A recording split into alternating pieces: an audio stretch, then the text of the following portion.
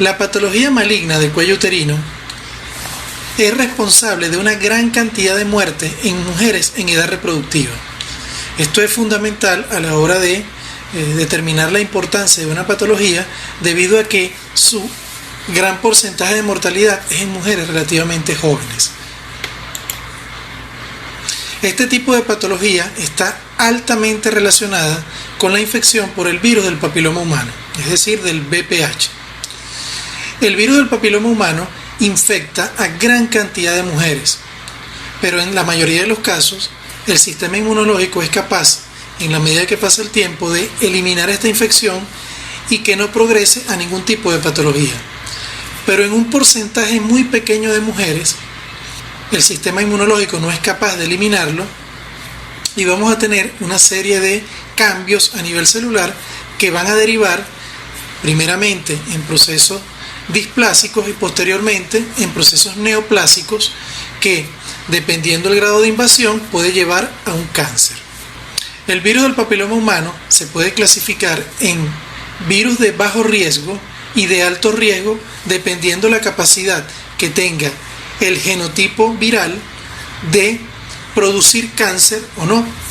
En el caso del VPH de bajo riesgo tenemos el genotipo 6, 11, 42, 43 y 44, de los cuales los que se encuentran más extendidos en la población general es el 6 y el 11, y en el caso del VPH de alto riesgo, que tienen alto potencial oncogénico, de hecho son considerados carcinogénicos grado 1, son el 16, 18, 31, 33, 35, 39, 45, 51, 52, 56, 58 y 59, de los cuales el 16 y el 18 son los que tienen mayor importancia. Existen mucho más de 100 genotipos virales del VPH, de los cuales aproximadamente 40 invaden la mucosa. Se considera el virus del VPH una condición necesaria para la producción del cáncer de cuello uterino. Aproximadamente un 70% de casos de cáncer de cuello uterino están asociados al VPH, y el otro 30% no se ha logrado descartar que el VPH no puede originarlo. O sea que en líneas generales el VPH puede ser el factor que desencadena la mayoría de los cánceres de cuello uterino en nuestras mujeres. Factores de riesgo. Tenemos que existe una gran cantidad de factores de riesgo, generalmente asociados a un inicio precoz de la vida sexual, una sexualidad muy activa, el tabaquismo, la multiparidad, la inmunodeficiencia, por supuesto asociado a la infección por el virus del VPH principalmente, elevado número de parejas sexuales, la promiscuidad, pareja promiscua, bajo nivel socioeconómico asociado a una deficiencia alimentaria, infección persistente por el virus del papiloma humano, es decir, mujeres con contacto continuo con este virus, enfermedades autoinmunes que originan inmunodeficiencia e historia de infecciones de transmisión sexual, por supuesto, no solamente porque el VPH es una infección de transmisión sexual, sino que otros tipos de infecciones abonan el terreno en el cuello uterino para que el virus del papiloma humano entre y pueda realizar su evento virulento y fisiopatológico que conlleve, al final de cuentas, a un cáncer de cuello uterino. Ok, las lesiones preinvasoras vamos a clasificarlas de acuerdo al grado de invasión en el epitelio. Recuerden que en el caso de las lesiones preinvasoras son neoplasias, pero que no atraviesan la membrana basal del epitelio. Entonces, este epitelio, un epitelio normal, tiene un contacto inicial con el virus del papiloma humano, y si su cuerpo no es capaz de eliminarlo, este virus va a comenzar a producir alteraciones en el epitelio y vamos a conseguir estas células características llamadas coilocitos, que son hallazgos citológicos que nos indican que hay infección por virus del VPH. En un principio esto solo es lo que ocurre, por supuesto siempre con indemnidad de la membrana basal. Posteriormente este virus continúa replicándose y vamos a tener ahora sí neoplasia en el epitelio, pero esta neoplasia solamente se encuentra en el tercio inferior. Repito, sin invadir la membrana basal. En este caso, esta es una neoplasia intraepitelial cervical 1, es decir, un NIC1. Cuando estas células neoplásicas logran invadir 2/3 del epitelio, ya lo denominamos neoplasia intraepitelial cervical 2, es decir, NIC2. Y si este ocupa todo el espesor, hablamos de NIC3. Por supuesto, en el momento que exista invasión a través de la membrana basal, es decir, que las células atraviesen la membrana basal, hablamos de un carcinoma invasor. Aquí hay que tener en cuenta algo fundamental, y es que el término carcinoma in situ está totalmente descartado desde el punto de vista de la oncología ginecológica, es decir, no debemos usar el término carcinoma in situ, sino este tipo de pacientes son neoplasia intraepitelial 3, porque no hay invasión de la membrana basal, y si existe la invasión es un carcinoma invasor, que va a depender si es microinvasor o es invasor, por supuesto, que ya vamos a ver más adelante de acuerdo al grado de invasión que tiene. La infección por el virus del VPH y el NIC1 se corresponden con hallazgos citológicos en el Papa Nicolau de lesiones intraepiteliales escamosas de bajo grado. Y en el caso del NIC2, el NIC3 y el carcinoma invasor, sobre todo el microinvasor, están asociados con hallazgos citológicos de lesiones intraepiteliales escamosas de alto grado, es decir, LIE-AG. Ahora vamos a hablar acerca de la prevención del cáncer de cuello uterino. Y vamos a tener básicamente una prevención primaria y una prevención secundaria. En primer lugar, vamos a hablar acerca de la prevención primaria, que es la vacunación. Existen actualmente en el mercado 3 tipos de vacunas específicas para el virus del papiloma humano, que lamentablemente en nuestro país todavía no está dentro del esquema de vacunación rutinario para nuestros niños y niñas. Pero en muchas partes del mundo se puede conseguir y se puede administrar. Tenemos así que una vacuna bivalente, una tetravalente y una nonavalente. La bivalente tiene acción específica sobre el virus 16-18, que son los virus de alto grado. Tenemos la tetravalente, que tiene para el 6 y para el 11, que son de bajo grado, y 16-18, que son de alto grado de malignidad. Y la nonavalente, que tiene para el 6 y el 11, el 16, 18, 31, 33, 45, 52 y 58. Cualquiera sea la vacuna, la forma de administrar es la siguiente.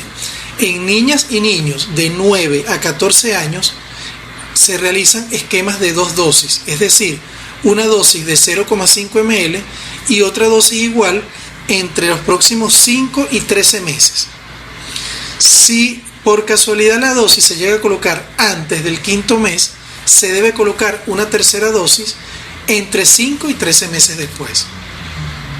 Por supuesto, esto contemplando que es en niños y niñas que no han tenido actividad sexual. Esto es fundamental. En el caso de niños de 15 años o más y en pacientes inmunocomprometidos, independientemente de la edad, se recomiendan 3 dosis. 0,5 ml a los 0, 1 y 6 meses. Todo esto con la finalidad de prevenir la infección por los virus de alto grado de oncogenicidad, que son los que principalmente afectan y pueden producir el cáncer de cuello uterino, por supuesto posteriormente. Vale la pena mencionar acá que el cáncer de cuello uterino tiene una evolución relativamente lenta. Como podemos ver acá, de acuerdo al tiempo, tenemos que de un epitelio normal o una infección inicial por el virus del papiloma humano hasta la producción de un NIC1 pueden pasar meses, pero de este punto hasta la producción de un carcinoma invasor pueden pasar años, inclusive 5, 10 y hasta 15 años. Esto es importante tenerlo en cuenta, sobre todo a la hora de hacer diagnóstico temprano, o de esta manera es como se previene el cáncer de cuello uterino.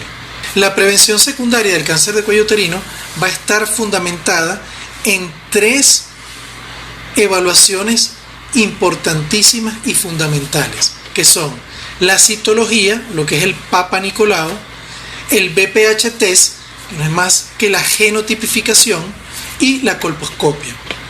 En el caso de la citología, nos basamos en el sistema de Bethesda, actualmente aceptado y extendido para el reporte de la citología.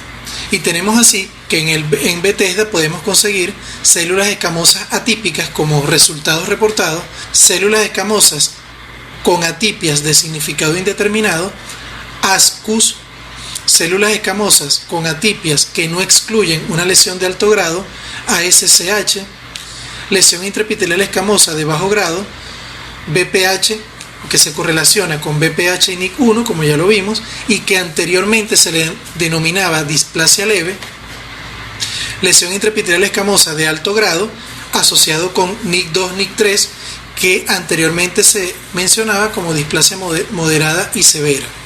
Y por supuesto ya el grado mayor, que es el carcinoma de células escamosas. Todo esto puede ser reportado en una citología. El BPH test nos permite diagnosticar el genotipo, es decir, si es un genotipo de alto riesgo o es un genotipo de bajo riesgo. Por supuesto, en una paciente, por ejemplo, con un LIE de bajo grado y un BPH test con un genotipo de alto riesgo, por ejemplo, un 16 o un 18, en este caso, esta paciente debe ser abordada de una manera diferente a aquella que la genotipificación nos reporta un 6 o un 11.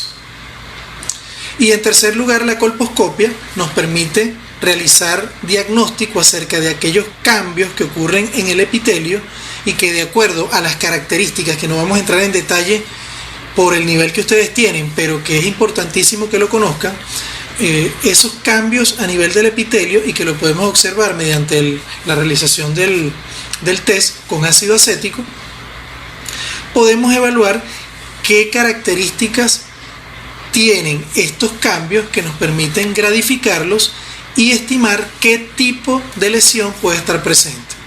Y por supuesto, más adelante, si es una lesión de un grado alto, si es un grado 2, por ejemplo, la biopsia y el estudio histopatológico nos darían el diagnóstico definitivo.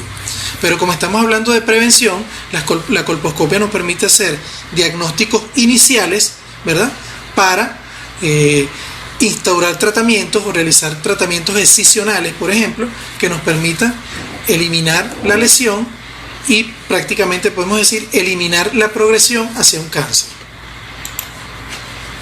Manifestaciones clínicas. Dentro de las manifestaciones clínicas del cáncer de cuello uterino, debemos tener muy claro que las lesiones preinvasoras son asintomáticas. Por eso es que nuestros esfuerzos de prevención deben ir dirigidos al despistaje con citología, colposcopia, para así poder hacer diagnóstico temprano en este tipo de pacientes, ya que no van a tener sintomatología. Y de allí lo fundamental de que la paciente por lo menos una vez al año acuda al ginecólogo para su evaluación. Ya cuando una lesión es invasora, es decir, tenemos un carcinoma invasor, es que nos va a dar síntomas, por ejemplo, sangrado vaginal anormal, sinusorragia, que es el síntoma más característico, es decir, es el sangrado con la actividad sexual, flujo genital de mal olor, síntomas de enfermedad avanzada como dolor pélvico de fuerte intensidad, incontinencia urinaria, síndrome obstructivo urinario bajo, síntomas urémicos, todo esto asociado a un cáncer ya extendido. Diagnóstico. Por supuesto, los métodos de despistaje como citología, BPH test y colposcopia también son empleados para el diagnóstico. Todo esto con la finalidad de decidir a cuál paciente se le debe realizar biopsia y a cuál no. En el caso de alteraciones en la citología, por ejemplo, un LIE de alto grado con un BPH test positivo para genotipificación de alto grado y una colposcopia patológica, esto nos va a llevar a realizar una biopsia. Esta biopsia puede ser de diferentes formas, por ejemplo, una biopsia en sacabocado, donde se cortan pequeñas porciones del cuello uterino, directamente dirigido por colposcopia, es decir, donde la colposcopia nos reporte mayor grado de alteraciones, en ese punto es que vamos a tomar la biopsia en sacabocado y se lleva a estudio histopatológico. En caso que tengamos, por ejemplo, ascus reportado en la citología, donde existen algunos cambios glandulares no determinados, es importante tomar biopsia de canal endocervical. De igual manera, cuando tenemos reportes de BPH test de genotipos de alto riesgo sin lesiones visibles a nivel de la colposcopia, en este caso debemos tomar biopsia del canal endocervical, ya sea con una cureta de Novak, que es esta que tenemos acá, o también se puede realizar con el AMEU, aspirador manual endouterino. Procedimientos excisionales biopsicoterapéuticos, vamos a tener en este caso que la conización es el procedimiento estándar biopsicoterapéutico para las lesiones preinvasoras de cuello uterino. Y así tenemos que la conización se puede realizar con ASA-LIP, ¿verdad? Lo hacemos, es lo que se conoce como radiocirugía, que mediante un ASA hacemos un cono que, dependiendo de las características de la paciente y de los hallazgos a nivel de la colposcopia, puede ser de menor o de mayor profundidad. Por supuesto, esta pieza es estudiada y, dependiendo los resultados, puede ser terapéutica, ya que si existe, por ejemplo, la presencia de un NIC2 o un NIC3, pero los bordes están libres y no existe invasión glandular, en este caso el procedimiento es terapéutico. De igual manera, la conización con bisturí frío tiene el mismo principio, lo que cambia es la técnica. Hacemos un cono, es decir, hacemos la decisión de toda la zona de transformación, ¿ok?, con cierto grado de profundidad, igualmente dependiendo las características colposcópicas, y esto nos va a permitir hacer el estudio y determinar si los bordes están libres, que este es ya un procedimiento terapéutico, o muy por el contrario, si los bordes están tomados o hay invasión glandular, ya esta paciente debe ir a otro tipo de tratamiento, dependiendo el grado que ya vamos a ver de lo que es la estadificación del cáncer de cuello uterino. Existe también el cono con aguja, que es una técnica novedosa que produce menos daño, ¿verdad? Pero que, bueno, básicamente nos vamos a concentrar en la conización con asa de Lipp y la conización con bisturí frío. Tipos histológicos en el cáncer de cuello uterino. Tenemos que actualmente todavía se maneja la clasificación OMS 2014 de los tumores del aparato reproductor femenino. Y así tenemos que, en primer lugar, el carcinoma de células escamosas, que es queratinizante, no queratinizante, etc. Pero el carcinoma de células escamosas nos origina más del 80% de los cánceres de cuello uterino en nuestras mujeres. En segundo lugar, el adenocarcinoma en todas sus variantes. En tercer lugar, el adenocarcinoma de células claras, carcinoma seroso, carcinoma adenoescamoso, carcinoma de células vidriosas, carcinoma adenoide cístico, carcinoma adenoide basal, carcinoma de células pequeñas y carcinoma indiferenciado.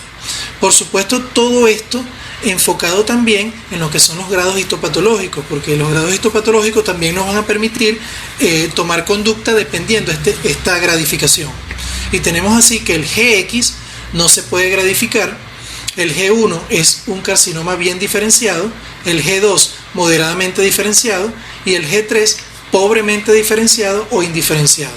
Por supuesto que esto nos va a servir también de pronóstico, porque si es un G3, por ejemplo, el pronóstico va a ser más adverso que en el caso de un G. Vías de diseminación.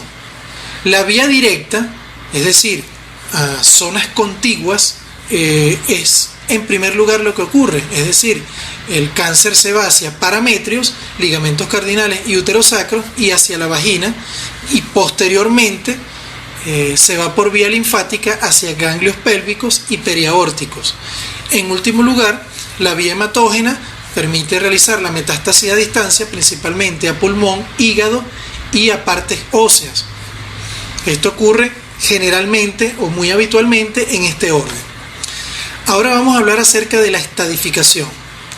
Según la Federación Internacional de Ginecología y Obstetricia, FIGO, en 2018, se hizo una nueva estadificación en el cual ya no se toma en cuenta el estadio 0 o carcinoma in situ, como se lo había mencionado anteriormente. Y así tenemos que el estadio 0 fue eliminado y el estadio 1 es aquel en donde el carcinoma está estrictamente confinado al cérvix. Y esto es lo que tenemos que internalizar. Cada una de sus variantes, por supuesto, tenemos el 1A, que el carcinoma invasor puede ser diagnosticado solo por microscopía con una profundidad de invasión máxima menor a 5 milímetros. En el caso del 1A1, invasión estromal menor de 3 milímetros de profundidad. 1A2, invasión estromal mayor o igual a 3 milímetros, pero menor a 5 milímetros de profundidad. El 1B, carcinoma invasor con invasión estromal profunda mayor a 5 milímetros, limitada al cuello uterino. El 1B1, carcinoma invasor mayor o igual a 5 milímetros con invasión estromal profunda y menor a 2 centímetros en su diámetro mayor.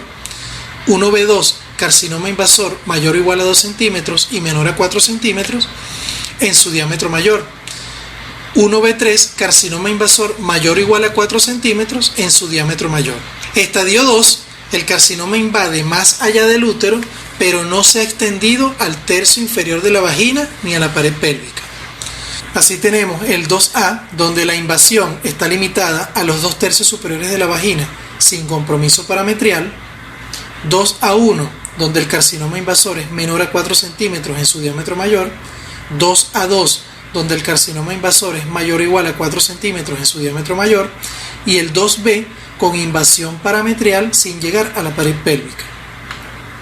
El estadio 3, el carcinoma compromete el tercio inferior de la vagina y o se extiende a la pared pélvica y o causa hidronefrosis o riñón no funcionante y o compromete los nódulos linfáticos pélvicos y o paraaórticos. Entonces aquí vamos a dividirlo en 3A, donde el carcinoma compromete un tercio inferior de la vagina sin extensión a la pared pélvica. 3B, hay extensión a la pared pélvica y o hidronefrosis o riñón no funcional, a no ser que se le conozca otra causa, es decir, que si hay otra causa que explique la no funcionalidad del riñón o la hidronefrosis, entonces por supuesto sería la otra causa. Y en el caso del 3C, hay un compromiso de los nodos linfáticos pélvicos y o paraaórticos independientemente del tamaño tumoral o la extensión. Esto se realiza con estudios de imágenes. Aquí es importante tener en cuenta que la diferenciación con la clasificación anterior, la estadificación anterior, donde era meramente clínico. En este caso, los estudios de extensión son importantes sobre todo para el diagnóstico de metástasis a ganglios linfáticos pélvicos y paraórticos. Entonces, aquí tenemos una subclasificación que es el 3C1, donde solo la metástasis ocurre en los nodos linfáticos pélvicos, y el 3C2, donde la metástasis ocurre en los nodos linfáticos paraórticos. El estadio 4, el carcinoma se ha extendido más allá de la pelvis verdadera o incluye mediante biopsia la mucosa de la vejiga o recto. En el caso de que tengamos biopsia de vejiga y reporte un edema buloso, esto por sí mismo no debe catalogar a la paciente como un estadio 4. Así tenemos el 4A, que la diseminación ocurre a órganos adyacentes con compromiso de la mucosa vesical o rectal, y el 4B, donde la diseminación a distancia se extiende más allá de la pelvis verdadera, como ya mencionamos, por ejemplo, pulmón, hígado y partes óseas. Con respecto al manejo, vamos a hacer una parte acá para decir que es importante que el cáncer de cuello uterino lo subdividamos en cáncer de cuello uterino precoz en todos aquellos tumores limitados a un diámetro menor a 4 centímetros. ¿Ok? Estos estadios incluyen a los estadios 1A1, 1A2, 1B1 y 2A1. Esto es importante porque básicamente estos estadios son los susceptibles a ser tratados mediante cirugía, es decir, mediante ya sea desde la conización hasta una esterectomía radical, dependiendo por supuesto el grado, que ya lo vamos a ver. Así tenemos que el estadio 1A1, la conización, aquella como ya explicamos, que los bordes se encuentran totalmente libres de lesión y no hay invasión glandular, ya es terapéutico, es decir, en el caso del estadio 1A1 ya el cono es el tratamiento. Ahora, también se puede tratar o se puede realizar histerectomía simple extrafacial o histerectomía radical modificada. Todo esto, por supuesto, dependiendo cada paciente. Si queremos mantener la fertilidad, una conización sin bordes tomados y sin invasión glandular nos daría el tratamiento definitivo. En el caso del estadio 1A2, si el riesgo es alto a metástasis a ganglio linfático, se debe realizar tipos de histerectomías radicales. Ahora, si el riesgo es bajo, con una histerectomía simple es suficiente. Y aquí hablamos de riesgo alto cuando se encuentra asociado, en primer lugar, con un genotipo de alto riesgo o pacientes de alto riesgo, es decir, con inicio de actividad sexual temprana, promiscuidad, múltiples parejas sexuales, múltiples infecciones de transmisión sexual. Entonces, todo esto hay que contemplarlo al momento de tomar la decisión. Estadio 1B1, 1B2 y 2A1, histerectomías radicales con linfadenectomía pélvica. Esto sería la modalidad preferida en estos casos. En el caso del 1B1, el manejo estándar debe ser combinación de histerectomía radical con linfadenectomía pélvica. Pero en el caso del 1B2 y el 2A1, la combinación de cirugía con radioterapia debe ser contemplada en estos casos. Con respecto a los estadios 1B3 y 2A2, la quimiorradiación, es decir, una combinación de radio y quimioterapia, es la opción actualmente preferida. Y en el caso de realizar terapia dual con cirugía y radioterapia adyuvante, esto nos aumenta el riesgo de morbilidad, aunque disminuye la tasa de falla local y mejora la sobrevida. Por eso es que en este caso hay que contemplar muy bien el tipo de paciente, las características del paciente, para tomar la decisión de cuál es el mejor método. Y por supuesto también la disponibilidad del centro de salud donde nos encontremos. En el caso del estadio 2B, 3 hasta el 4A, la quimiorradioterapia es el estándar en el tratamiento de estas pacientes. ¿Ok? Esto es lo que nosotros llamamos el cáncer localmente avanzado, y la quimiorradioterapia es lo ideal. Aquí la radioterapia, por supuesto, combina lo que es la radioterapia externa y la braquiterapia, y en el caso de la quimioterapia, los cisplatinos son los quimioterápicos ideales para el manejo de este tipo de pacientes. Bueno, hasta aquí lo que corresponde con la patología maligna de cuello uterino, un tema bastante complejo. Tratamos de ser lo más sencillos y específicos posible para que la información llegue a ustedes y podamos enfocarnos principalmente en su formación, lo que corresponde con la prevención. Por supuesto, su conocimiento general, pero enfocarse en lo que es la prevención primaria y secundaria.